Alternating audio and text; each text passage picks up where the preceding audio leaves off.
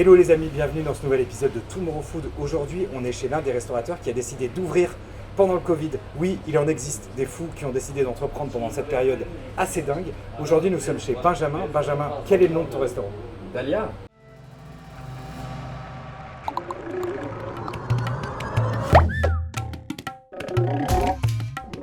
Dahlia, magnifique. Est-ce que tu peux nous en parler s'il te plaît? Avec plaisir, un futur restaurant qui ouvre dans même pas 10 jours de cuisine méditerranéenne et levantine, Ouais. dont je suis le fondateur et on ouvre le 17 juin, on est actuellement le 9. Et, Ah oui, donc là on approche vraiment de l'ouverture. Je ne sais pas si vous le voyez, vous le verrez du coup sur les quelques images qu'on va ajouter à ça, mais là on est littéralement dans un chantier. C'est un établissement au cœur de Paris, tout est plus ou moins ouvert, il y a des gens qui sont encore en train de bosser, on a croisé des cuisiniers, on croise des gens qui sont en train de finaliser sur le chantier.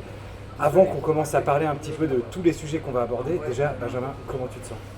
Écoute, c'est un mix de stress, d'excitation, d'adrénaline, c'est un moment qui est honnêtement incroyable. Il y a des problèmes dans tous les sens, il y a des bonnes nouvelles dans tous les sens, des montagnes russes, mais voilà, on bosse d'arrache-pied et on sera prêt à vous accueillir si tout va bien dans moins d'une semaine. Dans quelques jours. Dans quelques jours. Aujourd'hui, Benjamin, si tu veux bien, on va se focaliser un petit peu sur qui tu es. Tu vas nous parler un petit peu de toi, puis on va aussi parler de ton parcours, ce qui t'a amené aujourd'hui à entreprendre et à ouvrir ce premier restaurant. On abordera un petit peu le projet que tu avais sur le papier au départ et la réalité, entre autres comment le Covid a pu potentiellement modifier la roadmap de ton projet. Et ensuite, tu nous expliqueras un petit peu comment tu as pensé, qui est intervenu dans ce projet. Et à ce moment-là, j'espère qu'on permettra à d'autres gens de vouloir entreprendre aussi. Donc déjà, du coup, je te laisse te présenter, Benjamin. Écoute, Benjamin, j'ai 26 ans. Moi, au départ, je ne suis pas du tout restaurateur, je ne suis pas fils d'Auvergnat, je ne suis pas aveyronais. Mais j'avais ce projet en tête depuis super longtemps. Comment ça s'est fait? C'est tout simple. J'ai un parcours qui est assez classique. J'ai fait une école de commerce à l'université à Dauphine. Je bossais dans une boîte qui finançait des startups pendant 4 ans. Et pendant ces 4 ans, et même avant, j'avais cette phrase qui revenait tout le temps, qui était quand j'aurai 40 balais, que j'aurai réussi ma vie, j'adorerais avoir mon resto. Je le répétais en boucle. Tu n'as pas attendu les 40 ans finalement. Exactement, et un jour quelqu'un m'a dit attends, pourquoi tu me bassines avec ton resto avec les 40 ans, pourquoi ne pas le faire tout de suite? Lance-toi si t'en as envie. Et me voilà 18 mois plus tard, après cette phrase répétée en boucle, chez Dahlia, entre Bourse et Sentier, avec des ouvriers, du cuisinier, du bouton derrière. Exactement. Et voilà, l'excitation est à son fond. Et du coup, le switch, il s'est fait comment? T'étais encore en poste à ce moment-là? Alors j'étais encore en poste, c'est un projet qui a mûri longuement. J'ai pas fait un burn-out, je me suis dit je veux un retour, je suis en quête de sens, je veux un retour au produit, à l'artisanat. Je vais pas vous faire un storytelling qui n'est pas vrai. Mais voilà, j'avais ce projet qui me trottait dans la tête, j'en parlais de plus en plus, jusqu'à un point où je me suis dit en fait vas-y, arrête d'en parler, lance-toi, t'en rêves. Et donc j'ai commencé à bosser un petit peu en parallèle de mon ancien job, mais qui était assez prenant. Et j'ai vu que j'arrivais pas à avancer suffisamment vite, et donc j'ai lâché mon ancien job. Je me suis mis en janvier 2020 à plein temps sur le projet. Et donc ça m'a pris 18 mois pour le développer et nous voilà 18 mois plus tard à quelques jours de l'ouverture. Et du coup, est-ce que tu peux nous parler un petit peu de justement comment ça s'est passé, tant la création du concept et comment est-ce que tu en es venu à ouvrir un restaurant de cuisine, d'inspiration de cuisine levantine, et aussi quelles ont été les étapes clés dans ton parcours, que ce soit le financement, est-ce que tu as des partenaires, qui est-ce qui t'a challengé au départ? Tu peux nous parler un peu de tout ça? Ouais, carrément. Alors la genèse du projet, je dis projet plus que concept parce que je ne l'ai pas pensé comme un concept. Je ne me suis pas demandé quelle est la restauration en vogue en 2021, quelles sont les tendances de... Je me suis demandé quel est le projet qui va faire que tu vas te lever à 7h du mat et bosser 5 heures par semaine pendant 5-10 ans. Pour moi la réponse était évidente. C'est une nourriture que j'aime beaucoup, c'est ce que je mange, c'est ce que je cuisine. C'est la bouffe dans laquelle j'ai grandi.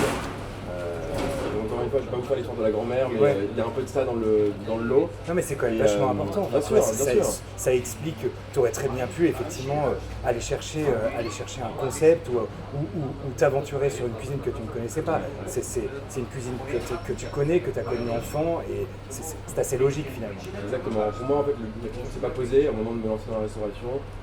C'était évident que je voulais faire un resto autour de cet univers méditerranéen et surtout levantin. Donc pour les profanes qui ne connaissent pas le terme levantin, je comprends. En fait, c'est tous les pays de la partie orientale de la Méditerranée, donc toute la partie Moyen-Orient, Middle East de la Méditerranée. Donc on parle d'inspiration libanaise, syrienne, israélienne, turque, jordanienne, et j'en passe. Une sacrée région, mais il y a beaucoup d'influences et d'inspiration communes dans les produits, dans les épices, dans la nourriture. Et donc voilà, j'ai pas beaucoup réfléchi, en tout cas pas à la thématique globale du projet. Et je voulais un lieu qui soit festif, qui soit convivial, je voulais des plats à partager. Donc j'avais en fait une image dès le début assez précise de ce que je voulais. Et donc ensuite, c'est l'exécution, affiner le projet. Justement, pardon, excuse-moi, je te coupe, tu nous parles d'une vision assez précise. Est-ce que c'est des expériences dans des restaurants partout dans le monde qui t'ont amené à penser ça, ou est-ce que vraiment tu es parti from scratch et tu t'es dit en fait j'ai ça dans la tête, j'ai pas vraiment de référence d'autres établissements et c'est ça que je veux. Comment ça s'est passé cette partie-là? Je pense que c'est un petit peu un mix des deux. Forcément, j'ai été inspiré par des restos parce que je suis un client des restaurants. J'adore bouffer au restaurant, j'adore l'ambiance d'un resto, j'adore les bars. Donc forcément, il y a de l'inspiration d'autres restos, d'autres lieux en France ou ailleurs. Ensuite, j'ai vraiment essayé de ne pas me mettre dans une logique et un mindset où j'ai voulu reproduire, où j'ai voulu copier. Donc forcément, je m'inspire parce qu'il y a des restos géniaux qui font des trucs exceptionnels. Mais j'ai vraiment essayé de prendre une feuille de papier et de me demander en fait quel est le resto que j'avais envie de créer, qui me correspondait, qui correspondait aussi aux attentes, je pense, des consommateurs en 2021. Et pour moi, ça passait par de la convivialité, ça passait par un lieu entre guillemets expérientiel, par un joli lieu, par des produits frais, saisonniers, je pense qu'on en reparlera un petit peu, mais voilà, j'ai essayé d'imaginer le projet tel qu'il peut plaire, à la fois aux consommateurs et à la fois à moi. Très clair. Ok, tu commences à poser tout ça, j'imagine, sur du papier, tu commences à en parler, ça se structure. À quel moment tu t'es dit, ok, ça y est, j'ai les deux pieds dedans, c'est en train de devenir une réalité?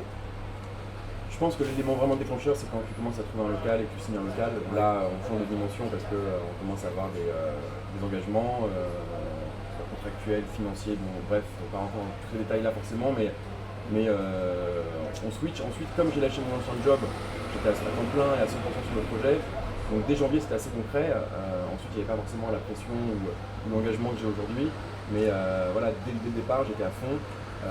Ça paraît long, 18 mois, mais on pourrait y revenir aussi. C'est très court. Mais ça passe hyper rapidement et c'est le timing que je m'étais fixé. Donc malgré le Covid, on a réussi à tenir à peu près les délais. Donc voilà, depuis le début, les deux pieds dedans. Ok. Et aujourd'hui, tu es seul à porter ce projet? Alors oui et non. Oui, parce que j'ai commencé seul sur le projet, parce que j'ai pas d'associé qui est opérationnel et qui m'aide au quotidien. Non, parce que j'ai recruté une équipe là de plus de 20 personnes, bientôt 30 à la fin du mois de juin, qui m'aide énormément, qui est hyper impliquée et j'ai que des pépites et c'est juste exceptionnel. Et non également parce que j'ai fait rentrer des gens qui m'ont aidé à financer le projet, qui ne sont pas opérationnels au quotidien avec moi, mais qui m'aident, soutien moral, conseil. C'est des mecs géniaux, il y a des restaurateurs, entrepreneurs et justement, panel de tout ça. Sur cette partie-là, parce que c'est un sujet sur lequel on nous sollicite pas mal chez Tomorrow Food et même avec la réserve. Comment est-ce que ça s'est passé? Tu t'es inspiré des codes des startups, c'est-à-dire que tu as monté un espèce de pitch que tu as été présenté à tous les potentiels investisseurs. Comment ça s'est passé? C'est des gens que tu connaissais déjà ou tu as été sollicité des gens que tu ne connaissais pas? Alors peut-être commencer par le pitch et les codes startup, forcément il y a eu un petit peu d'inspiration de ça parce que j'avais c'est un sujet que tu maîtrises voilà, dans ce milieu. Ensuite j'ai vraiment fait attention à ne pas arriver avec un discours de start-up parce qu'on parle quand même de restauration, on parle de problèmes opérationnels, on parle de trouver des locaux, de se faire livrer des tonnes de bouffe. Et donc je ne voulais pas avoir un discours de start-upper où je vais discuter la restauration, non, parce que mon discours c'était on va faire un lieu qui soit convivial, qui est sympa, où tu bouffes bien. Et le résultat est souriant quoi. Donc il y avait des codes des startups parce que oui j'ai fait une présentation à la banque et à des investisseurs pour essayer de les convaincre parce que c'est quand même un challenge on peut se dire que ça c'était en juillet, août, septembre 2020 pardon. Donc post premier confinement à un moment où la restauration est un peu vue comme je sais pas si c'est ça qu'on dit, le mouton noir. Enfin bref, en tout cas, c'est pas le secteur le plus en vogue du moment. C'est clair, ouais. Surtout que oui, voilà, et surtout que moi, j'arrivais avec un projet quand même sur le papier qui était absolument anti-Covid. Je vendais pas une dark kitchen, je vendais pas un resto où on fait de la livraison. Je vendais un resto sur place, pas de pick and collect, pas de livraison, pas de dark kitchen, des plats à partager, super pour le Covid, festif, un bar à cocktail à l'intérieur. Donc disons que je couchais aucune case, et donc il a fallu convaincre des gens en expliquant que non, a priori le Covid c'est pas pour la vie, que justement post-Covid les gens auront peut-être une envie et un besoin de retourner dans ce genre de lieu un peu festif, avec de la promiscuité, avec un côté expérientiel, une super atmosphère. Donc oui, il y a eu un challenge sur le fait de convaincre ces gens, que ce soit les banques ou les partenaires. Et justement, les premiers retours que tu as eus, est-ce que ça a été une phase qui a été difficile ou est-ce que tu as réussi à embarquer ces gens, pas facilement, parce que on sait très bien que ce n'est jamais facile d'embarquer des invests, que ce soit des gens qu'on connaît ou des gens qu'on ne connaît pas, mais ouais, est-ce que ça a été une phase qui a été difficile, longue, ou est-ce qu'au contraire ça s'est passé de manière assez naturelle? Ça a été assez fluide, alors ça n'a pas été hyper facile, un claquement de doigts, on parle de dizaines et dizaines et dizaines de coups de téléphone, de Zoom, tout faisait en Zoom parce qu'on était en confinement, mais pas de café, etc. Donc oui, il y a un travail, il y a eu un travail pas chronophage, parce que c'est aussi un plaisir c'est quand même des gens en général qui sont brillants, des mecs hyper cool, mais il y a eu un vrai travail de fond. Ensuite, ça n'a pas été, je pense, la plus grosse complexité du projet. Ouais. On a eu d'autres qui étaient peut-être encore plus complexes. Et justement, tu parles de complexité, dans un projet d'ouverture d'établissement, peu importe que ce soit un énorme restaurant, un petit, il y a énormément d'éléments à prendre en compte, que ce soit l'aménagement, que ce soit l'expérience, que ce soit bien entendu la cuisine, ce qu'on va appeler d'une manière ou d'une autre l'expérience client. Comment est-ce que tu t'es entouré? Quels sont les partenaires que tu as été chercher pour justement mener à bien la mission que tu t'es fixée et qui va arriver, en tout cas à la fin ou au début, on ne sait pas trop, d'ici quelques jours? Écoute, mon premier réflexe a été de me dire, je suis pas restaurateur, j'avais fait le job en restauration, donc je connaissais un peu le secteur, mais je me suis dit, tu peux pas te permettre de te lancer sans être nickel sur tous les points, enfin à tous les postes, connaître le sujet, connaître le métier. Donc pendant les 6 premiers mois, j'ai vu du monde, j'ai vu des restaurateurs, des commis, des chefs, du staff, pour comprendre les problématiques, pour prendre des retours d'expérience, pour essayer de comprendre un peu les enjeux du secteur que je ne connaissais pas forcément au départ très bien, pour être plus honnête. Parce que le fait de bosser en extra et de bosser en bar, ça ne fait pas trop un restaurateur. Non. Ensuite, j'ai fait du temps pour bosser dans les postes auxquels j'avais jamais travaillé, en cuisine, en plonge. J'ai fait ça pendant 3 mois dans un resto qui est top, 11e, qui s'appelle Dikiti. Okay. Un resto exceptionnel. Et j'ai fait un CAP cuisine aussi pendant un an, quasiment un an et demi, parce que je me sentais pas en fait à l'aise avec le fait de recruter du staff en cuisine. Ouais. Comment j'organise ma brigade, quel poste, comment je vais gérer les stocks, comment je vais gérer l'hygiène, qui je recrute, quelles compétences. Donc je voulais être à l'aise et je voulais que si pendant un service un jour il y a un rush en cuisine, que je puisse passer derrière. Je dis pas que je suis cuisinier, je passe mon CAP en septembre là. Mais voilà, disons que j'ai au moins une compréhension qui fait que je suis peut-être plus légitime, plus pertinent dans mes échanges avec mon équipe en cuisine. Donc c'était vraiment le cœur de la démarche, de ne pas me lancer avec un discours de j'ai des bons souliers, j'ai pas inventé la restauration, j'ai fait une école de commerce, mais de prendre le temps avec un peu d'humilité et de calme, de comprendre les enjeux du métier, de chaque poste, de bosser à tous les postes pour tout maîtriser. Et aujourd'hui, mon équipe, je pense et je l'espère, sera meilleure que moi, le barman sera meilleur que moi, la chef sans aucun doute, le staff en salle également. Mais je sais que je peux passer à tous les postes, que ce soit le bar, en plonge, en salle ou en cuisine. Et ça, pour moi, c'est hyper important à mon école. Je m'étais promis de ne pas le faire si j'étais pas prêt, quoi. Ça, c'est plutôt une très bonne idée parce qu'effectivement, il est vrai qu'on a parfois du mal à se rendre compte soit de la pénibilité, ou sans même parler de pénibilité, mais de la complexité d'un poste. Que ce soit effectivement un plongeur ou que ce soit, bon après en cuisine ou en salle, c'est d'autant plus compliqué. Comment est-ce que tu vas justifier que dans tel rang, en réalité tu vas donner à un chef de rang 15 tables et non pas 10 si tu l'as jamais éprouvé, si tu ne sais pas ce que c'est d'avoir 5 tables supplémentaires par service et que finalement tu dégrades complètement ton expérience, quand tu le sais pas, tu le sais pas. Et si tu regardes qu'un tableau avec des chiffres, il est très facile de dire bah attends, regarde, j'en enlève un là, regarde tout de suite, on gagne plus d'argent. J'aimerais qu'on revienne à un moment qui souvent est clé dans le parcours d'un restaurateur, c'est effectivement la première fois que tu as passé la porte de ce local. Est-ce que tu peux nous parler un peu de ce moment, comment ça s'est passé? Écoute, c'est un local dont tu m'avais parlé, un de mes copains qui vivait à côté savait que c'était a priori à vendre. Donc je suis venu le visiter et j'ai vu beaucoup de locaux, il y en a eu peut-être 60, 70, 80, donc je commençais à savoir ce que je voulais, ce que je voulais pas. Et en arrivant ici, j'avais déjà un bon feeling avant parce que je savais qu'en termes de taille, d'emplacement, d'autorisation, je sais pas, les licences 4, que ce soit un lieu de plein pied, qu'on puisse faire une cuisine ouverte, j'étais à peu près dans les clous. Et je suis entré et j'ai pas eu une révélation parce que c'est pas vrai, Oui. mais j'ai eu un coup de cœur, je me suis dit ok, je vois le truc, j'imagine que ça peut être là, j'imagine les espaces, il y a un super volume, on peut faire un truc canonissime, donc tout s'est fait assez rapidement après, quoi. Et du coup à ce moment-là, tu avais déjà contacté un peu des archis ou pas encore? Alors à ce moment-là, non, là on était pré-promesse de vente, donc pour ceux qui nous écoutent et qui se lancent dans la restauration, il y a plusieurs étapes avant d'avoir les clés. D'abord on signe une promesse de vente et ensuite on a 3-4 mois pour trouver les financements. avant de signer l'acte définitif de vente et d'avoir les fameuses clés, prendre la photo devant la façade, le petit selfie qu'on connaît, que j'ai pas fait d'ailleurs, je pourrais le faire post-ouverture. Oui, bien sûr. Fais-le quand ton restaurant est plein, ça sera beaucoup plus agréable. Voilà, exactement. Et du coup, donc à ce moment-là, j'avais pas encore de plan avec des archives, pas de contact avec des architectes.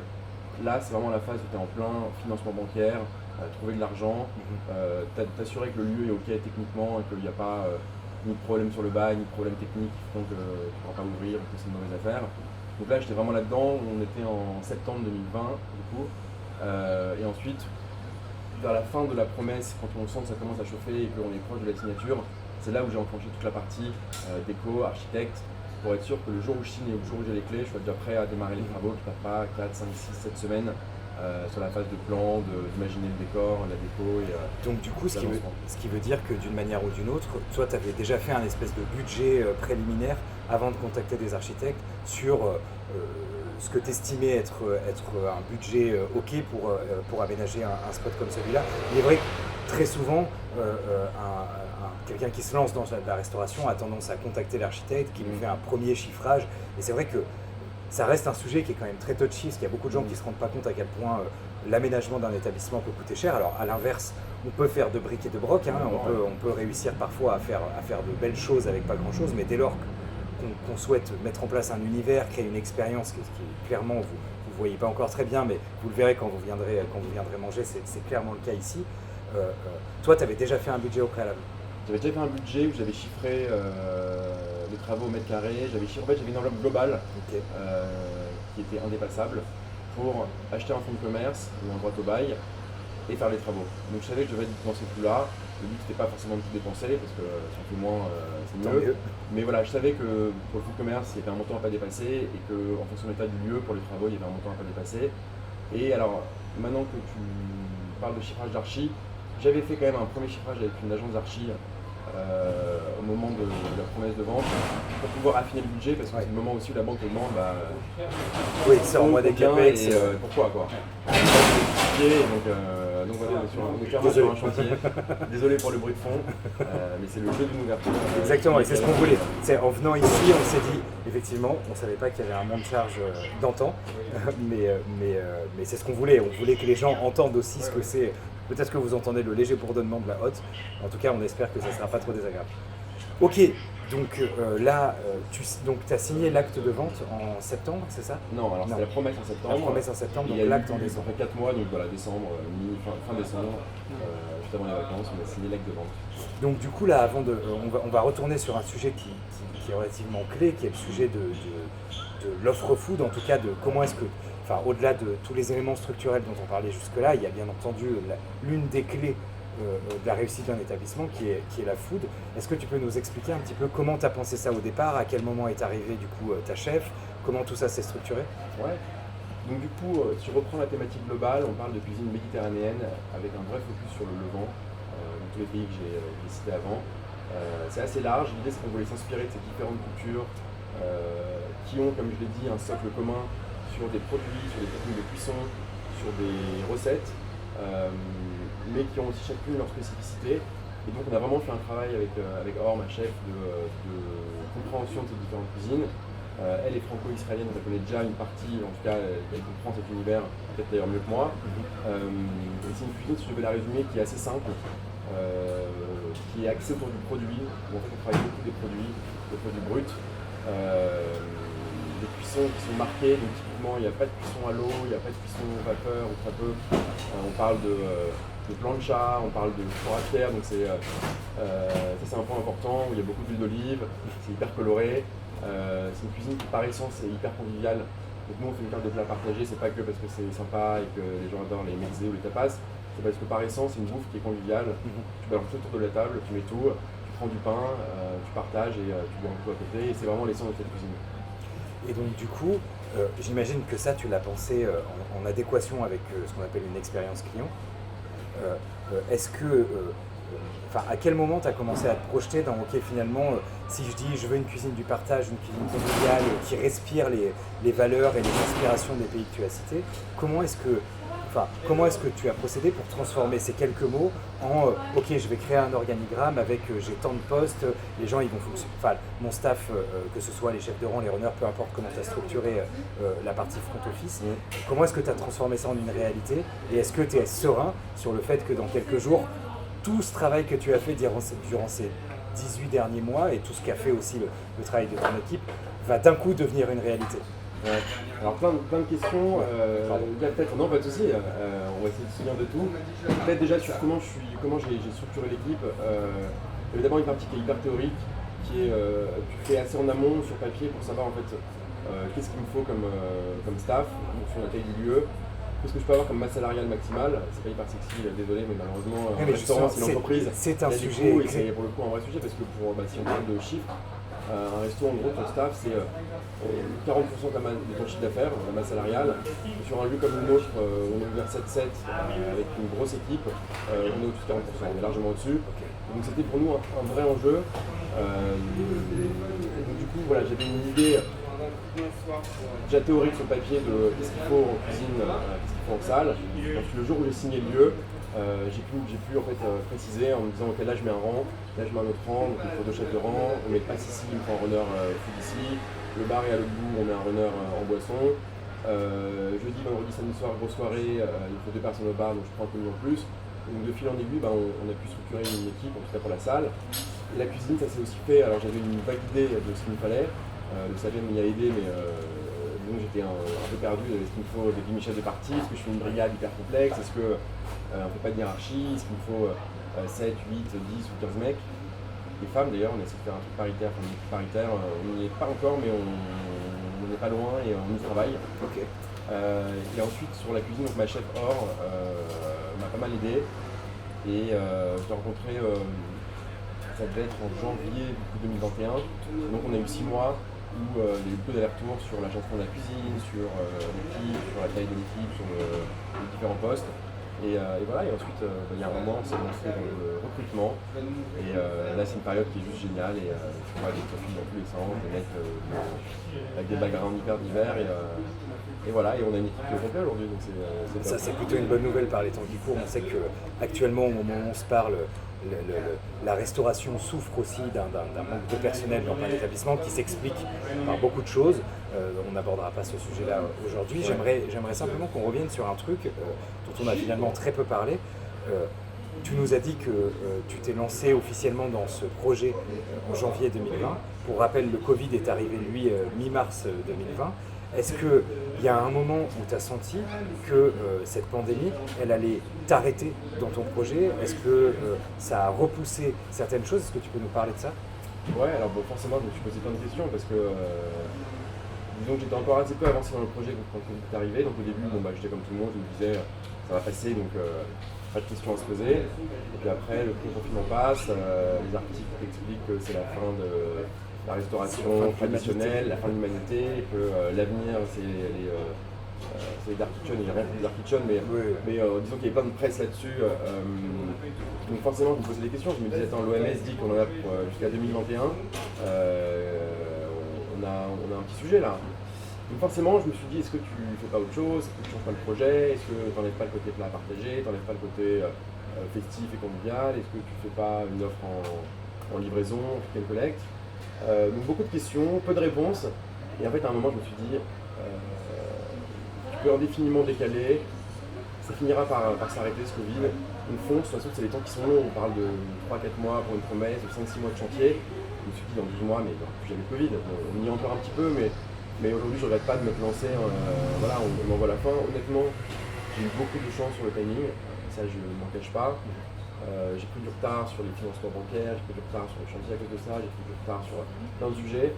Mais au final, à quelques jours près, t'es raccord avec la réouverture des établissements. Exactement, et donc par rapport à d'autres restaurateurs qui ont signé des lieux pré-première vague, qui se galèrent depuis un an avec des loyers, avec des charges fixes qui sont colossales, moi je me considère comme hyper chanceux. Voilà, le seul truc c'est qu'on n'a pas de filet de sécurité parce qu'en tant que nouvelle boîte qui se lance, t'as aucune aide. Ouais. Donc voilà, ça c'est pas évident, on sait qu'on peut pas se planter, on n'a pas de fonds de solidarité, on n'a rien du tout. Si, on a eu 500 euros de la région Île-de-France, merci à la région, pour l'aide à la digitalisation des commerces. Donc Oui. ça nous a aidé Oui. à payer notre système de caisse, je crois, ou pour un logiciel. Donc voilà, on crache pas dessus. Mais voilà, quand on a été éligible, donc il y a aussi un côté, on saute son parachute, et là, il faut qu'on ouvre, ils vont faire une belle ouverture. Mais ça, on est hyper confiant, on a un beau lieu, on a un super staff, on a une super carte, donc il n'y a pas de raison que ça passe mal. Justement, tu nous parles de l'ouverture. On a beaucoup parlé du parcours et de comment est-ce que tu as structuré tout ça pour en arriver à l'ouverture qui est imminente. Est-ce que tu peux nous expliquer un peu comment ce lieu va fonctionner? Donc pour l'instant, tout ce qu'on sait, c'est de la cuisine levantine, des plats à partager et une ouverture en 7/7. Exactement. Donc on sera ouvert donc 7 jours sur 7, le midi et le soir. On verra le week-end en brunch, on sera ouvert en continu. On aura une carte qui change, donc le midi elle ne sera pas partagée, en tout cas pas exclusivement parce que on est à Bourse, il y a beaucoup de bureaux et que partager un cueilleur d'aubergine, un houmous avec un collègue, c'est pas forcément ce que les gens veulent pour un déj pro. Une œuvre qui sera adaptée, qui restera quand même colorée, conviviale et hyper sympa pour le coup.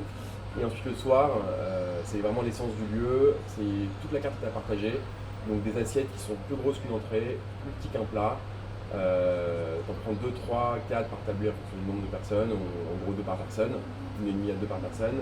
On aura aussi des gros plats, une énorme épaule d'agneau pour 5 ou 6 personnes, une grosse chakchouka qui est un plat hyper connu et qu'on aura pour le brunch. Donc voilà, on fait aussi des trucs sympas pour les grandes tablées de 5 ou 6 personnes.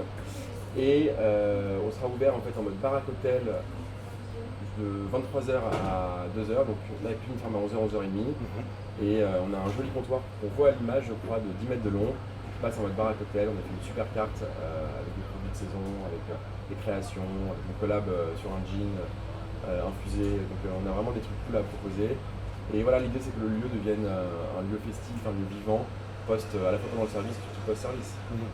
Donc vraiment ce côté festif, on voit apparaître en réalité, personne n'a rien inventé, la restauration festive existe depuis un moment, mais on voit qu'il y a un entrain particulier aujourd'hui. On sait qu'il y a un restaurateur relativement connu dont je tairai le nom qui ouvre un truc ultra festif dans le 6e, si je dis pas de bêtises.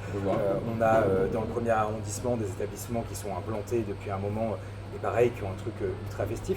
Est-ce que ça, c'était une volonté parce que c'est quelque chose qui te plaît, ou est-ce que c'est quelque chose qui te paraît être dans l'air du temps, la restauration festive? Bah écoute, un peu des deux. C'est en fait déjà tout ce que je fais parce que ça me plaît. C'est un métier qui va être hyper prenant. Donc, quitte à bosser 7 jours sur 7, le matin au soir, autant le faire pour les trucs qui te parlent et qui te font vibrer. Donc, première réponse, c'est un truc qui me plaît. Deuxième réponse, c'est aussi, je pense, dans l'air du temps. Moi, je crois de moins en moins au concept de bar à cocktail qui soit uniquement un bar à cocktail, de boîte de nuit qui soit uniquement une boîte de nuit. Et je crois vachement à des lieux dans lesquels tu viens boire des coups, tu restes dîner, et tu fais la java jusqu'à 2h, tu fais la bringue et tu rentres chez toi tranquillement. Le dimanche, tu es en forme à 10h, tu n'es pas en cuite de 6h du matin parce que boîte de nuit. Et je crois vachement à cette tendance de restauration festive. Donc voilà, je pense que c'est aussi dans l'air du temps. L'idée, c'est pas de faire une boîte de nuit, c'est de faire un lieu dans lequel tu viens boire des coups, tu restes. Tu peux danser un peu sur les tables, ouais. Les tables sont solides. On est en train de les coller en ce moment pendant qu'on nous parle. Il y a des gens qui collent les tables. Donc elles sont en travertin, est-ce que c'est solide? On verra. Venez voir, on verra. Faudra Exactement. tester. Exactement.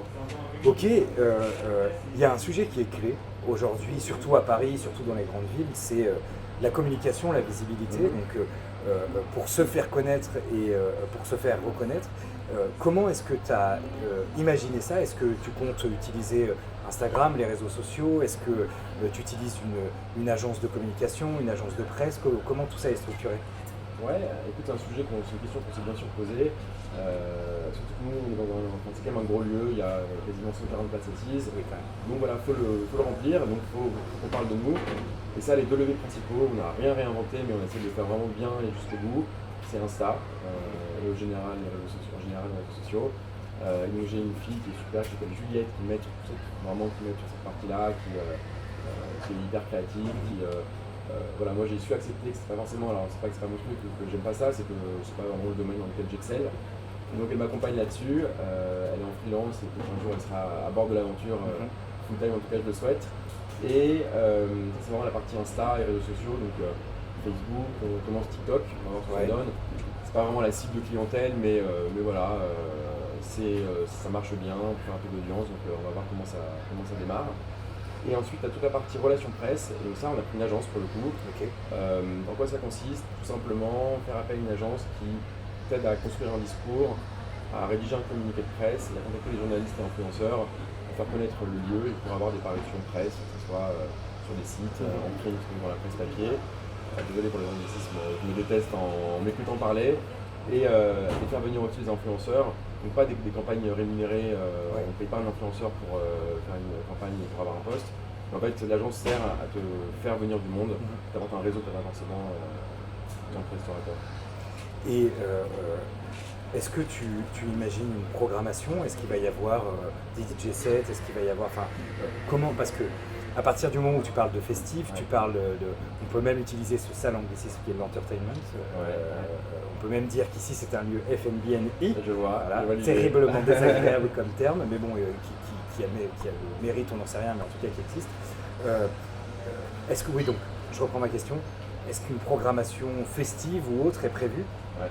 Écoute, on a prévu des événements, on a sonorisé le lieu, donc on a 11 enceintes, alors pas de boîte de nuit mais pas loin. On a des prises sur des platines de DJ, donc on a prévu des événements. On va laisser passer quelques jours pour stabiliser l'ouverture et ensuite on a plein de trucs dans les cartons. Donc voilà, donc c'est des événements de cuisine prévus avec des chefs qui viendront en pop-up, faire des 4 mains avec Or, avec le chef. On a plein de super idées, plein de projets en cours. Donc voilà, l'idée c'est de faire vivre le lieu. Quand je parle d'expérientiel, c'est pas que dans le discours, c'est qu'il se passe un truc. Le slogan du resto c'est Dahlia, c'est le logo c'est Middle Eastern Promises, donc des promesses du Moyen-Orient. L'idée c'est de faire vivre une expérience qui est ce thème du voyage, de la promesse. Donc tu viens ici, il se passe un truc quoi. Et pour ça, ça passe par une partie entertainment comme tu dis. et voilà, donc ça arrive et on a plein de projets hyper cool. Trop cool parce qu'effectivement l'une des clés, non pas forcément de l'ouverture, mais encore plus de l'ouverture de la vie d'un restaurant ou d'un lieu tel que le tien, c'est d'arriver à drainer et de se positionner dans un maillage existant. On peut appeler ça un écosystème finalement. Tu vas de fait être positionné parmi d'autres établissements qui ne font pas forcément la même chose que toi, mais qu'on va identifier d'une manière ou d'une autre comme des établissements similaires aux tiens. Et il s'agit d'être présent sans forcément, il ne s'agit pas de forcer ses clients ou d'être omniprésent, mais simplement de faire en sorte que tu deviennes un lieu de destination incontournable, et c'est ce qu'on te souhaite, un lieu incontournable de la scène food parisienne. Il y a un dernier élément sur lequel j'aurais aimé avoir ton avis, c'est le sujet de la réservation. Est-ce qu'aujourd'hui tu ouvres les réservations au sein de Dahlia? Ouais. Ok. Gros sujet, on s'est posé la question, je la pose encore pour être transparent avec toi. On va l'ouvrir à minima le soir. Le midi, on est encore en discussion. Moi, je vote oui, la chef vote non. Ça dépend des gens dans l'équipe. Le soir, on voulait des résas. Pourquoi? Parce qu'on vise une clientèle qui n'est pas forcément celle qui a envie de faire la queue pendant 45 minutes pour avoir une table. Tu fais des références à tes voisins? Nos voisins qui ça. Ah oui, il y a un petit italien je crois, dans le quartier qui est sympathique. C'est marrant parce que petite anecdote, pendant les travaux, on a fait imprimer des jolies affiches qu'on a collées sur les palissades et on a fait imprimer une pour nos voisins où il y avait une flèche en disant en attendant on vous invite à aller juste à côté, il y a une petite trattoria qui ne paye pas de mine mais venez de notre part, pas trop sympa quoi. Exceptionnel. On a placardé. Donc qu'est-ce que je disais? Ouais, du coup les réservations. D'ailleurs, eux lancent une réservation maintenant. Oui, exact. Donc, on parle de Big Mama, bien entendu. Mais oui, les fameux.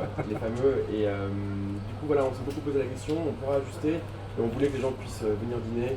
On va garder une partie des tables hors résa, toujours, parce que on ouvre le lieu. C'est très important. Voilà, le walking c'est important, comme l'entertainment, c'est important. Les clients de passage. Exactement, les clients de passage, le flux.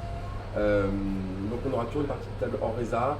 Pour le midi, on va adapter en fonction de la demande. On commence en résa, on verra en fonction des demandes des clients. L'idée c'est qu'ils soient à l'aise, qu'ils sachent qu'ils puissent venir manger et toujours avoir une table. Petit arrêt-restaurant dans un quart d'heure, il y a un maxi comptoir de 15 mètres, il y a un autre bar sur rue où on peut boire un verre en attendant. C'est aussi l'esprit du lieu, on vient, on boit un verre un quart d'heure en attendant et on finit par trouver une table et par manger. Et du coup, le soir, il y a un seul service, plusieurs services. Comment ça fonctionne cette partie-là? On fait plusieurs services. Okay. On n'a pas voulu presser les services. On se dit on fait 4 rotations. Donc tu as 1h15 pour manger et ensuite ciao. Donc on a fait des tranches de 2 heures, mais un peu plus. Premier service assez tôt pour les gens qui veulent venir en famille, venir tôt et aller se coucher. Et deuxième service 19, 21. Et ensuite, pour les gens un peu plus énervés ou ceux qui veulent peut-être durer un peu sur la soirée, 21, 21, 15, 21, 30, ils peuvent rester jusqu'à la fin de la soirée, donc jusqu'à 2 heures. Trop cool. Écoute, en tout cas, on a hâte, on a terriblement hâte que ça ouvre parce que je pense que nos bureaux ne sont pas très loin, on fera forcément partie des premiers clients. On arrive gentiment mais sûrement à la fin de cette interview. Tu es à quelques jours de l'ouverture. Si ça ne se voit pas avec la caméra, moi je peux vous le dire, il tire des sacrées cernes.